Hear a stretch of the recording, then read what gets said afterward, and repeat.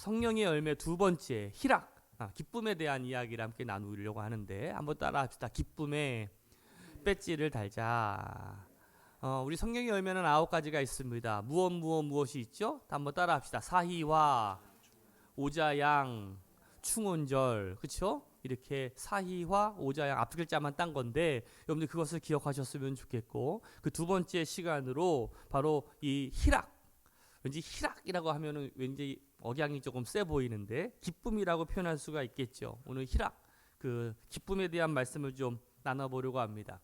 제가 참 좋아했던 걸그룹이 있는데 카라예요. 카라 혹시 아십니까? 카라라고 하는 걸그룹이 최근에 다시 재결성을 했다라는 소식을 듣고 얼마나 기뻤는지 몰라요. 근데 이 카라라고 하는 그룹의 이름의 뜻이 뭐냐면 헬라어로 카라라고 하는 뜻인데 바로 이 뜻이 기쁨이라는 뜻이에요. 이 기쁨은 이 성령의 열매 두 번째지만 그 성격상 그 모든 성령의 열매를 맺을 때마다 필요한 열매라고 할 수가 있습니다. 우리가 인내를 할 때도 또 충성을 또 절제도 본질적으로 우리가 기쁘기 때문에 그게 가능하게 되는 것이기 때문에 그렇죠. 그래서 기쁨은 어떤 윤활제 같은 역할을 하게 되어 있어요. 그래서 기쁨이 있으면 힘든 일도 굉장히 수월하게 할 수 있는데 기쁨이 없으면 쉬운 일도 그렇게 힘든 거예요. 우리가 예수 믿는 사람이라고 하는 표식이 있다면 바로 그것은 바로 이 기쁨이 바로 그것이라고 할 수가 있을 겁니다. 저는 우리 새로남 교인들이 이 예수님을 믿고 우리가 구원을 받아서 우리가 하나님의 자녀가 되었다라면 진정으로 우리 마음속에 또 우리의 얼굴 속에 우리의 행실 속에 기쁨이 분명히 있을 거라고 저는 믿습니다. 그냥 보통의 기쁨이 아니라 가장 큰 기쁨은 바로 우리 가운데 있다라는 거죠. 그러니까 우리가 그 기쁨을 진정으로 누리며 살아가는 우리 새로남교 성도들이 되시기를 주님의 이름으로 축복합니다. 지난주에는 제가 사랑에 대한 이야기를 하면서 저도 가슴에 막 벅차 올라가지고 막 울었는데 그 눈물을 보고서 같이 우셨던 분들도 있더라고요. 오늘 이번 주에는 또 웃기려고 하니까 기쁨이라고 하는 얘기를 하는 거 보니까 울다가 웃으면 어디에 뭐 한다고요? 그렇죠. 여러분들 우리가 어떻게 해야 참된 기쁨을 얻을 수 있을까? 주 안에서 거할 때 우리가 주 안에서 서할 때가 아니라 주 안에서 거할 때 참된 기쁨의 배지를 달 수가 있습니다. 우리 옆 사람께 한번 이렇게 인사합시다. 주님 안에 거합시다. 주님 안에 거할 때 우리 가운데 참된 기쁨이 있어요. 사람들은 어떤 즐거움을 위해서 이 기쁨 사냥을 합니다. 사실 이 기쁨 자체가 나쁜 것은 아니죠. 중세 시대에 그 기독교에 인생의 낙을 누리는 것이 죄악이라고 여겼던 시절이 있어요. 그래서 이 금욕주의를 바탕으로 이 움베르토 에코라고 하는 이 유명한 거장이 그 장미의 이름이라고 하는 소설을 썼잖아요. 그 소설이 바로 내용이 그래요. 1327년에 이탈리아 북부에 있는 그 베네딕트 수도원에 있었던 살인 사건을 풀어가는 그런 추리 소설인데, 늙은 수도사 그 호르헤라고 하는 사람이 있는데 이 사람이 이단으로 금지된 책을 수도사들이 읽으니까 바로 그 읽은 자들을 어떻게 했냐면 독살을 한 거예요. 이 수도사들이 읽었던 책이 뭐냐면 그 아리스토텔레스의 시학이라고 하는 제2권의 필사본이었는데 거기에 내용이 이런 내용이 있어요. 웃음은 예술이며 식자들의 마음이 열리는 세상의 문이다 라는 이 내용을 다루고 있기 때문에 그래서 그것이 금서로 이제 지정되었다라는 거예요. 그런데 이 호르헤는 수도사들은 웃으면 안 돼. 웃으면 안 되는 거야. 그리고 모든 열리는 세상은 그 웃음이 아니라 오직 그리스도를 향한 어떤 수행과 고행과 그런 것을 통해 가지고만 얻을 수 있다라고 여겼는데, 그렇죠? 엄숙하게 살아가야 되는데, 그래서 그 책을 읽은 수도사를 수도사들을 살해했다라는 내용의 소설이에요. 그 시대적인 배경과 문화가 어떤지를 여러분들 아마 짐작해 볼 수 있을 것입니다. 이 희락과 기쁨은, 이 희락은 기쁨과 즐거움의 어떤 생활을 의미한다라고 할 수가 있겠죠. 이것은 우리가 바울 사도가 우리가 성령 안에서 이루어질 하나님 나라의 세 가지 증표가 바로 의와 평강과 희락, 바로 그중 이 기쁨이 바로 하나님의 나라를 나타내는 어떤 표징 중에 하나거든요. 이 바울은 우리를 향한 하나님의 분명한 뜻이라고 하면서 항상 기뻐하라, 그렇죠? 항상 기뻐하라라고 말씀하고 있지 않습니까? 그 팡세를 썼던 이 파스칼이 그 하나님을 만났을 때 그 체험을 이렇게 이야기하고 있어요. 여러분들, 파스칼은 원래 걸어다니는 병원이라고 불릴 정도로 신체적으로나 정신적으로나 굉장히 고통을 겪었던 사람입니다. 그러던 그가 성령을 받고 그 마음에 기쁨이 충만했어요. 그 성령의 불을 체험한 순간을 그의 팡세에서 이렇게 이야기합니다. 한번 제가 읽어봐 드릴게요. 1654년 11월 23일 밤 10시 반부터 12시 반까지 불이었다. 철학자와 식자의 하나님이 아닌 아브라함의 하나님, 이삭의 하나님, 야곱의 하나님, 확신, 느낌, 기쁨, 그리고 평화, 바로 예수 그리스도의 하나님. 오 할렐루야, 그렇죠? 기쁨, 바로 기쁨, 바로 기쁨의 눈물이었다. 바로 성령 체험한 그 팡세에서 이 파스칼이 고백한 내용이죠. 그만큼 이 기쁨은요, 우리가 그리스도인의 삶에는 정말 없어서는 안 되는 필수적인 요소라고 할 수가 있어요. 기쁨이 없는 생활이라면 성경적으로 볼 때 어떻게 보면 성령이 없는, 성령님이 역사하시지 않는 삶이라고 할 수가 있을 거예요. 하나님의 나라가 임하지 않은 어떤 지옥 같은 삶 아니겠습니까? 우리가 부자나 고관이나 명예를 누리는 상황이 아니라 기쁨과 즐거움이 충만한 상태가 오히려 성령의 역사와 하나님의 나라의 드러남을 증거하는 순간이라고 할 수가 있겠죠. 우리가 진수성찬을 두고서도, 아름다운 자연을 보면서도, 여행을 다녀도 기쁨과 즐거움을 누리지 못하는 사람들이 있습니다. 여러분들, 희락은요, 단순히 어떤 물질적인 여건 때문에 얻어지는 것이 아니에요. 물질적인 여건보다는 더 중요한 바로 성령, 곧 그리스도의 생명이 바로 그 속에 있을 때에 참된 기쁨을 우리가 누릴 수가 있는 거죠.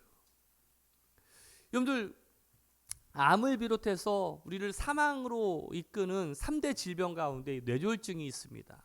이 뇌졸중이 참 무서운 거거든요. 이 뇌졸중의 원인 가운데 대표적인 게 뭐 식생활일 수도 있겠지만 가장 큰 원인은 스트레스예요. 스트레스. 여러분들, 머리가 말랑말랑해야지 좋습니까? 머리가 단단해야지 좋습니까? 한번 만져보세요. 내 머리가 지금 말랑말랑한가? 머리가 단단한가? 우리 전복승 원사님, 머리가 단단해야 돼요? 말랑말랑해야 돼요?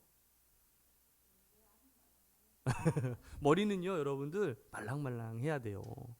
머리가 딱딱하면 이건 벌써 여러분들 건강에 이상 증세가 있다라는 거예요. 요새 그 세간의 그 뇌졸중에 관한 간단한 진단 방법을 소개하고 있더라고요. 두 가지 유형이 있어요. 여러분들, 뭘 알려드릴까? 글로벌 유형이 있고 한국형이 있는데 제가 두 가지 다 알려드릴게요. 기분이니까. 자, 글로벌형이 있어요. 글로벌형은요, 패스트예요. 패스트. 첫 번째, F, 웃음, 얼굴이죠. 페이스. 웃었을 때 얼굴의 좌우 모양이 다른가? 옆 사람 보고 한번 웃어보세요. 한번 웃어보세요. 두 번째는 A, 암이에요. 자, 한쪽 팔, 다리의 힘이 약하거나 처지는가? 한번 진단해 보세요. S, 스피치거든요. 발음이 어눌하고 대화를 잘 이어가지 못하는가? T, time to call 119, 그렇죠? 한 가지 증상이라도 의심되면 즉시 119에 연락하래요. 한국형 뇌졸중은 어떻게 하냐면 이웃, 손, 발, 시선이래요. 이웃, 한번 이 하고 웃을 수 있는지를 보라는 거예요. 이 하고 웃을 수 있는지. 손, 두 손을 앞으로 뻗을 수 있는지. 발음이 명확한가? 공통적이죠. 시선이 한쪽으로 쏠리고 있지는 않은가? 저는 이 네 가지가 조금 많으니까 이 공통적인 글로벌한 것과 한국형인 것을 합쳐가지고 더 쉽게 공통적으로 세 가지만 기억하면 될 것 같아요. 한번 따라합시다. 스마일, 톡, 라이즈. 자, 한번 웃어보세요. 그리고 말해보세요. 그리고 두 팔을 이렇게 올려보세요. 이 가운데 어느 하나라도 안 되면 우리는 바로 time to call 119 빨리 119에 전화해야 됩니다. 3시간 안에 골든타임이 3시간 아니래요. 3시간 안에 우리가 가지 못하면 여러분들 큰일 난다는 거 아니겠습니까? 여기서 이 세 가지 행동, 스마일, 톡, 라이즈, 곧 웃으며 노래하며 춤을 추는 모습이라고 할 수 있지 않겠습니까? 그러면 이 모습은요, 내가 살아있다라는 그 증거예요. 생명력이 있다라는 증거 아니겠습니까?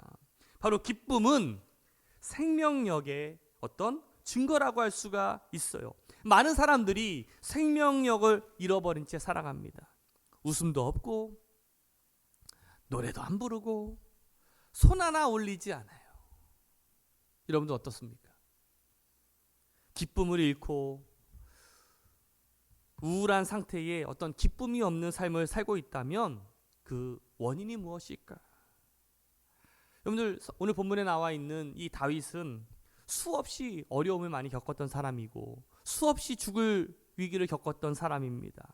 그런 환난 가운데서도 기쁨을 노래하고 기쁨을 찾았던 사람이었어요. 오늘 시편 16편 8절에 그 이유를 말하고 있는데 우리 같이 한번 읽어볼까요? 시작. 내가 여호와를 항상 내 앞에 모시며 그가 나의 오른쪽에 계심으로 내가 흔들리지 아니하리로다. 내가 그 환난 속에서도 기뻐하고 고난 속에서도 견딜 수 있는 원인은 바로 하나님이 항상 내 안에 계셨기 때문에 그래요. 우리 2절 말씀에 보면 내가 여호와께 아뢰되 주는 나의 주님이시오니 주밖에는 나의 복이 없다 하였나이다. 오늘 다윗이 여호와를 항상 그 앞에 모셨던 것은 주님밖에는 복이 없다라는 것을 깨달았기 때문에 그래요. 그렇기 때문에 항상 여호와를 자기의 목자요 주님이라고 고백하고 그리고 주님이 인도하시는 대로 목자를 따라가니 부족함이 없으리로다. 푸른 초장과 실만한 물가로 나를 인도하시는도다라고 이렇게 다윗이 고백하고 있지 않습니까? 기쁨의 길은 주님을 따르는 길에서 주어진다라는 사실이에요. 우리 인생이 희락을 기쁨을 잃어버린 이유는 여호와를 멀리했기 때문에 그렇죠. 오늘 내가 기쁨을 잃어버린 원인이 하나님을 멀리한 이유가 아닐까? 한번 곰곰이 생각을 해보세요. 내가 기쁨이 없는 이유가 혹시 내가 믿음이 멀어지고 신앙이 떨어져서 정말 내 가운데 하나님이 계시지 않기 때문은 아닌가? 자가점검이 필요한 것 같아요.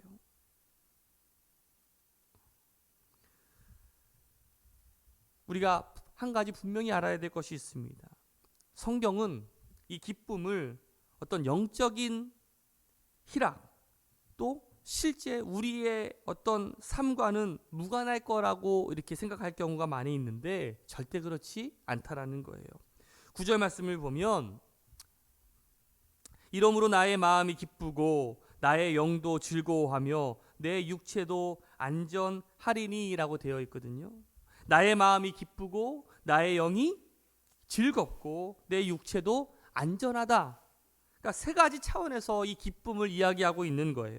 하나는 마음의 기쁨이고 또 하나는 영의 즐거움이고 또 하나는 바로 육체의 안전이 바로 그렇죠. 성경은 참된 기쁨이 어떻게 보면 전인적으로 나타나야 되는 요소라고 우리에게 알려주고 있는 거예요. 단지 영적으로 기쁘고 마는 게 아니라 우리들의 삶에서는 정말 아무런 느낌이 없는 그런 것이 아니라 우리들의 삶에서도 나타나는 기쁨이라고 성경은 분명히 이야기하고 있어요. 희락은 분명히 어떤 육체적인 어떤 쾌락은 아닙니다.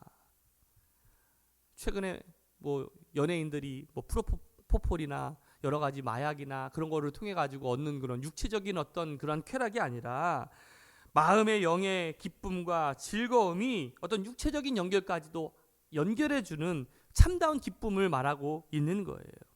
그럼 예수님의 어머니 마리아가 천사로부터 예수를 잉태할 것이라고 하는 소식을 들었을 때에 그 마리아가 노래를 부르지 않습니까? 그렇죠? 마리아의 찬가라고. 이 노래에서 이 기쁨, 마리아의 기쁨은 뭐냐면 비천했던 인생에게 하나님이 찾아오실 때 느끼는 행복이라고 할 수가 있어요. 그 순간 영혼이 노래하고 마음의 기쁨이 충만한데 그 이유는 그 이후로 내가 복된 사람이 되리라는 확신과 소망으로 가득하기 때문에 그런 거거든요. 어떻게 보면 그렇게 될 때 이 육체는 모든 무거운 짐을 벗는 감성적인 안락함과 충만함을 느끼게 될 것입니다. 이것이 바로 전인적인 기쁨이라고 할 수가 있겠죠. 저는 우리 새로운학교의 성도들이 이러한 기쁨을 누리시기를 주님의 이름으로 축복합니다. 한 번은 중세의 성자 이 프란치스코가 우울한 표정을 짓고 있는 한 형제를 보게 됩니다. 그 형제를 보면서 이렇게 이야기합니다. 형제요, 사람 앞에서 슬픈 기색을 하며 낭패한 모습을 보이는 것은 하나님의 종에게 어울리지 않습니다. 항상 품위를 잃지 않도록 하십시오. 죄는 당신의 방에서나 반성하십시오. 보이지 않는 곳에서 하나님 앞에서 울고 신음하십시오. 그러나 사람들 앞에서는 기뻐하고 즐거워하십시오. 슬픔을 없애고 다른 형제들과 함께 어울리십시오. 여러분들, 우리들의 표정은 어때요? 지옥에서 출장 나온 사람처럼 불만과 분노로 가득 차 있지 않습니까? 세상의 모든 고민은 혼자 짊어지고 있는 사람처럼 우수와 고뇌로 가득 차 있지 않아요? 신앙인의 얼굴은요, 지옥 문 앞에서 고민하고 있는 그 로댕의 어떤 생각하는 사람, 그 모습이 아닙니다. 어린아이와 같이 정말 기쁨으로 가득한 모습이 바로 진정한 믿음의 사람이라고 할 수가 있겠죠. 현대인들은 가만히 보면 기쁨을 잃어버린 채 우리가 삶을 살아갈 때가 참 많이 있어요. 가만 보면 화가 난 사람 같아. 뭐에 화가 났는지는 모르는데 그냥 화가 난 사람 같아. 옆 사람한테 한번 물어보세요. 뭐에 그렇게 화가 나 있습니까? 시작. 가만히 보면 우리가 물질적으로나 어떤 편리함이나 옛날보다 훨씬 잘 살고 잘 먹고, 그렇죠? 잘 입는 시대를 살아가고 있는데 우리의 마음은 더 가난해진 것 같아요. 더 웃지 못하는 것 같아요. 더 여유가 없고 염려로 가득 찬 삶을 살아가고 있는 것 같아요. 그 이유 중에 하나가 저는 우리가 어떤 물질의 논리에 말렸기 때문이라고 저는 생각이 듭니다. 기쁨을 우리 내면에서 찾아야 되는데 마치 더 많은 것을 소유해야지만 그 물질을 얻어야지만 더 행복해지는 것처럼 우리가 착각한다는 거예요. 요즘에 유튜브에서 그 대학생들을 가르치는, 외국에 있는 대학생들을 가르치는 그 교수가 우리 한국인들의 특성에 대해서 이야기를 해주고 있는 경우가 있는데 성공하는 이유, 한국인들한테 물으면 100% 뭐가 나오는지 아세요? 바로 돈이에요. 그런데 다른 해외에 있는 학생들은 그렇지 않아요. 가족, 친구, 어떤 자아실현, 그렇죠? 여러 가지 그런 목적들이 나오는데 한국 사람들은 한결같이 코박 나오는 게 바로 돈이라고 이야기하고 있어요. 어떻게 보면 우리가 물질의 노예로 우리가 살아가고 있는지도 모르겠어요. 그래서 그 물질로 인해서 우리가 더 정말 하나님이 주시는 참된 기쁨을 우리가 누리지도 못한 채 우리가 정말 이 인생을 하루하루 참 아깝게 살아가고 있는지도 몰라요. 이 록펠러에게 한 기자가 물었잖아요. 그 세계적인 이 대부호였던 이 록펠러에게 얼마만큼 가져야 만족하시겠습니까? 여러분들 기억하시죠? 뭐예요? 조금만 더예요. 우리는 이 조금만 더의 논리에 우리가 마음 뺏기며 살아가고 있는지 몰라요. 그래서 아파트 평수를 조금만 더 넓히면 행복할 것 같고, 좋은 차를 타면은 조금 더 행복할 것 같고, 그렇죠? 그러니까 무언가 이루었다라고 생각해 보면 또 빼앗기는 것 같기도 하고, 조금만 더라고 하는 그 마음에 거기에 빼앗겨서 우리들의 삶의 기쁨을 잃어버린지도 몰라요. 요즘 전자기기들이 워낙 빠른 속도로 발달하기 때문에 핸드폰이 매년마다 새로운 걸로 막 업그레이드 됩니다. 저도 한때는 제 별명이 얼리 아답터였거든요. 그러니까 뭐 성민이도 있기도 하지만, 그러니까 새로운 제품이 나올 때마다 계속해서 바꿔주기도 했었어요. 그런데 가만히 생각해 보니까 제가 저번에 핸드폰을 한 4, 5년을 썼는데도 똑같더라고요. 멀쩡하더라고요. 이제 최근에 이제 바꿨는데, 바꾼 이유는 배터리가 너무 금방금방 닳아가지고 그거를 어쩔 수 없어가지고 이렇게 했는데, 그렇다고 뭐 최신형으로 바꾼 것도 아니에요. 재작년 모델로. 그래도 불편함이 없더라고요.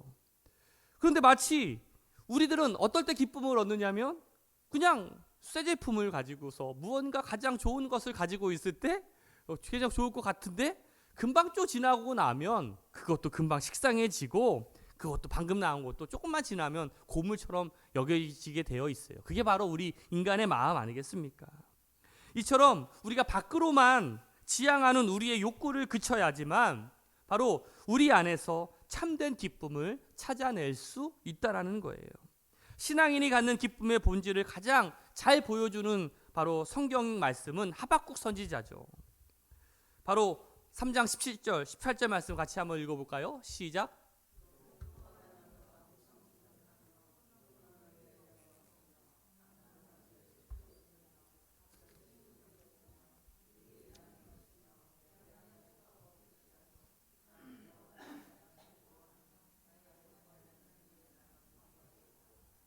아멘. 여러분들 오늘 집에 가셔서 하박국 뭐 그렇게 길지는 않으니까 한번 읽어보시면 정말 하박국만큼 불쌍한 사람도 없어요. 지금 형편이 정말 말로 할 수 없을 정도로 가난하고 고통스럽습니다.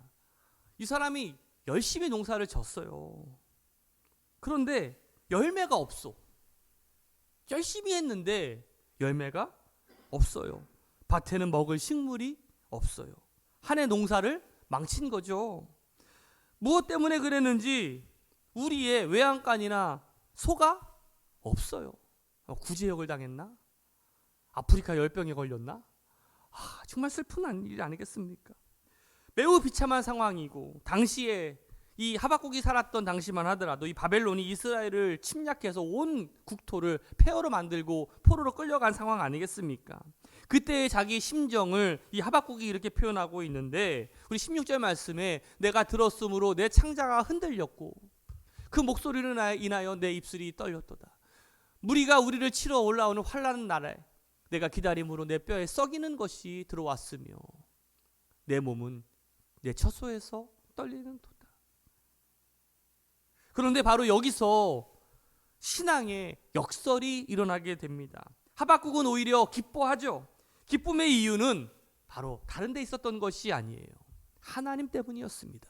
같이 한번, 나는 여호와를 인하여 즐거워하며 나의 구원의 하나님을 인하여 기뻐하리로다. 그가 기뻐할 수 있었던 이유는 무엇 때문이었다고요? 하나님 때문이었다라는 거예요. 저는 우리 새로운 함께 성도들이 주님 때문에 기뻐할 수 있는 사람들이 되시기를 주님의 이름으로 축복합니다. 오직 의인은 믿음으로 말미암아 살잖아요. 우리는 하나님 앞에서 기뻐해야 되고 기뻐할 수 있어요. 우리의 기쁨의 근원은 현실에 있지 않고 하나님께 있다라는 사실이에요. 하박국이나 우리의 여유는 바로 여기에서 나오는 거죠. 성 어거스틴은 참된 기쁨이 어디에서 나오는지를 이렇게 이야기하고 있습니다. 형제들이여, 세상을 두고 기뻐하지 말고 주님 안에서 기뻐하십시오. 죄 안에서 기뻐하지 말고 진리 안에서 기뻐하십시오.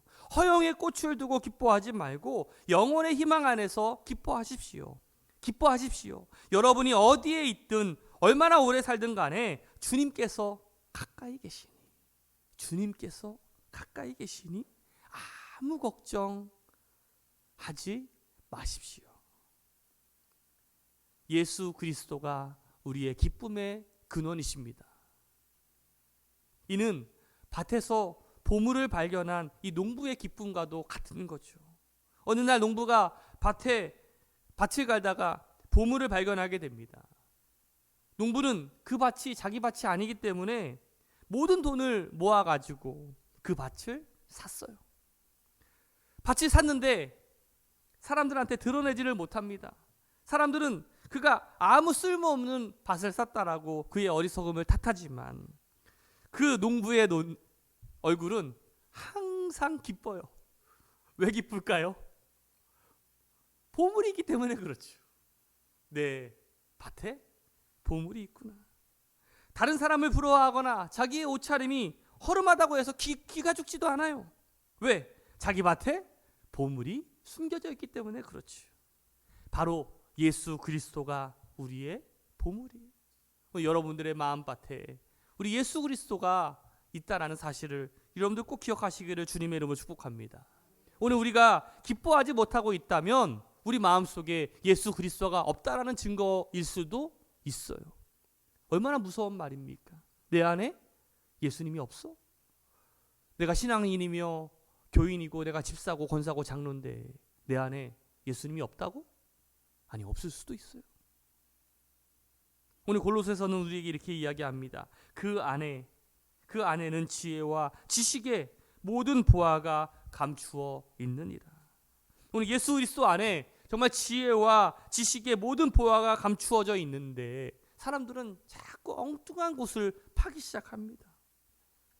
그리스도가 참된 보물을 알았기에 사도 바울은요, 무엇이든지 내게 유익하던 것을 내가 그리스도를 위하여 다 해로 여길 뿐더러 또한 모든 것을 해로 여김은 내 주 그리스도를 내 그리스도 예수를 아는 지식이 가장 고상함을 인함이라. 내가 그를 위하여 모든 것을 잃어버리고 배설물로 여김은 그리스도를 얻고 그 안에서 발견되려 함이니. 모든 것을 배설물로 여길 수 있는 그 이유가 어디에 있습니까? 참된 지혜와 참된 보물이 오직 예수 그리스도임을 알았기 때문에 그래요. 그래서 여러분들 우리가 참 좋아하는 성경 말씀이 있지 않습니까? 빌립보서 4장 13절 내게 주시는 능력 안에서 내가 모든 것을 할 수 있느니라. 여러분들 그 말 앞절에 뭐라고 되어 있는지 아세요? 12절에 보면 내가 비천에 처할 줄도 알고 풍부에 처할 줄도 알아. 모든 일에 배부르며 배고픔과 풍부에도 궁핍에도 일체의 비결을 배웠노라. 자족에 대한 이야기를 하고 있어요. 일체의 비결은요, 어떤 처세술에서 나오는 것이 아니라 그리스도가, 예수님이 가장 고상한 존재가 되어 물질로부터 자유롭기 때문에 바로 우리에게 가능할 수 있게 되었다라는 거예요. 기쁨은 바로 여기에서 나오는 거예요. 그러나 요즘에 성도들은 자꾸 반대가 되는 것 같아요. 물질이나 권력이나 명예에 취해서 그리스도를 버릴 때가 참 많이 있는 것 같아요. 오늘 사도 바울은 예수 그리스도를 얻기 위해서 이 모든 것을 다 버리겠다, 배설물로 여기겠다라고 했는데 우리는 반대로 배설물 같은 그것을 우리가 쫓기 위해서 우리의 주인이고 우리의 삶의 목표이신 예수 그리스도를 버릴 때가 얼마나 많이 있습니까? 탐욕에 찌든 얼굴만 우리 가운데 남아있다면 우리가 예수 그리스도를 믿는 자녀로 또 믿는 자라고 할 수 있겠습니까?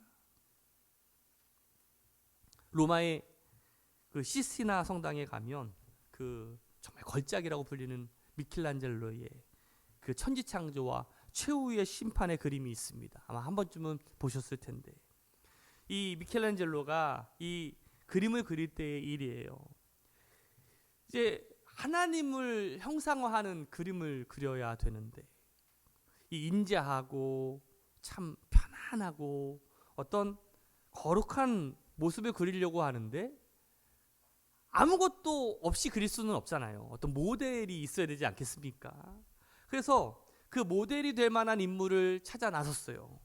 1년간 여행을 하다가 한 목동을 만나게 되었는데 한 16살 정도 돼 보이는 목동이었어요. 근데 정말 그 순진무궁한 그 목동의 모습을 보면서 거기에 영감을 얻게 됩니다. 저 모습이 정말 하나님의 형상으로 표현하면 참 적합한 이미지겠구나 하면서 그 목동을 모델로 스케치를 이제 하나님의 형상을 딱 그려냈습니다. 그리고 20여 년이 지났어요. 이제 최후의 심판 벽화 중에 최종 단계로 이제 지옥의 그 악마상의 모습을 그려야 되는데 모델을 찾아야 되는데 어떤 모델을 찾아야 되는가 이제 그려지지가 않는 거죠. 그래서 그 모델을 찾아 막 헤매다가 어느 빈민가에 술이 취해서 추하게 일그러져 있는 험상궂은 얼굴의 거지를 만나게 됩니다. 미켈란젤로가 내가 찾던 그 사람이다. 내가 찾던 그 모습이다 하고서 돈을 몇 푼 주어주거든 즉석에서 스케치를 했다라는 거예요. 그런데 이 스케치가 끝났을 때 그 거지가 이렇게 말을 합니다. 선생님, 저를 몰라보시는군요. 내가 바로 24년 전 선생님께서 그 성당 천장화에 하나님의 모습으로 얼굴을 그렸던 모델이 바로 저입니다. 무슨 말이에요? 한 사람의 얼굴에서 하나님의 얼굴도 나오고 악마의 얼굴도 나왔어요. 우리 안에 무엇을 담고 있느냐에 따라서 그렇죠. 하나님으로 시작했다가 악마로 끝날 수도 있고 악마로 시작했다가 우리가 하나님으로 마칠 수도 있어요. 그 안에 예수 그리스도라고 하는 진리를 우리가 담고 있다면 우리는 가면 갈수록 우리의 얼굴이 천사와 같을 것입니다. 그러나 그 안에 이 세속에 찌들고 탐욕으로 차 있다면 어느새 우리의 얼굴은 악마의 모습으로 변해 있을지도 몰라요. 사랑하는 우리 새로운학교 성도 여러분들, 여러분들은 어떤 얼굴을 갖기를 원하십니까? 그리고 어떤 배지를 달기를 원하십니까? 오늘 우리가 우리 안에 주님을 모시고 주님으로 인해서만 우리가 기뻐하며 이 삶을 누릴 수 있을 때에 오늘 하나님께서 우리에게 이 기쁨의 배지를 주실 거예요. 우리가 기쁨을 나누고 또 기쁨을 여러분들 진정으로 기쁨을 찾는 우리 새로운 학교의 성도들 되시기를 주님의 이름으로 축원합니다.